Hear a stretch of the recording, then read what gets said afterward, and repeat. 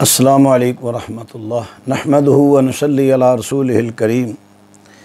Nadia عامر sister کی طرف سے سوال ہے، حکومت کی طرف سے چلنے والی قرض اسکیم کے ذریعہ سے قرض لے کر گھر بنایا جا سکتا ہے یا نہیں، یا یہ سود ہے؟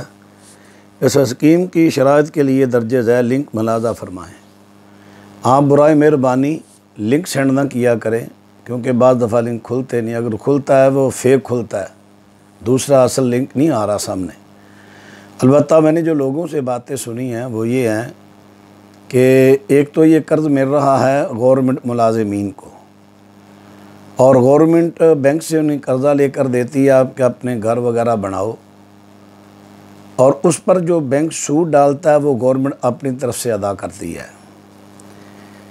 اس سے چونکہ وہ گورنمنٹ کے ملازم ہیں، ان کی ذمہ داریاں گورنمنٹ پر ہیں۔ اسلامی حکومت تو ماشاءاللہ وہ تھی کہ اگر ملازم نہ بھی تھے تو اپنی رعیت کا لحاظ اور ان کا خیال اسلامی حکومت رکھا کرتی ہے، اور یہ اسلامی حکومت کی ذمہ داریاں بھی ہیں۔ چونکہ ہماری حکومت بھی اسلامی جمہوریہ کی دعوے دار ہے،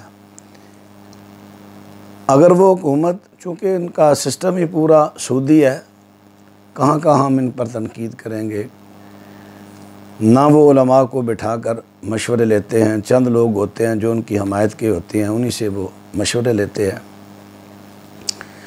اس لیے ان پر تو ابھی تنقید کرنی مناسب نہیں۔ تو وہ تو کوئی خاص وقت آئے جہاں تنقید کو فائدہ مند ہو تو پھر تنقید کی جا سکتی ہے۔ اب ہم اپنے سوال کی طرف لوٹتے ہیں۔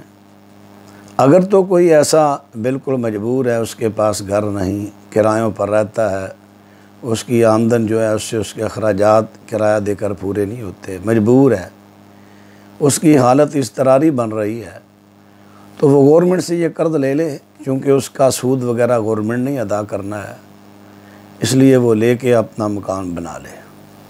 اگر اس کی پاس مکان ہے تو پھر وہ اس سے بچے، تقوی ہی بہتر ہے۔ اللہ کے ہاں تقوی کی ویلیو ہے۔ اللہ تعالیٰ سمجھنے کی توفیق دے۔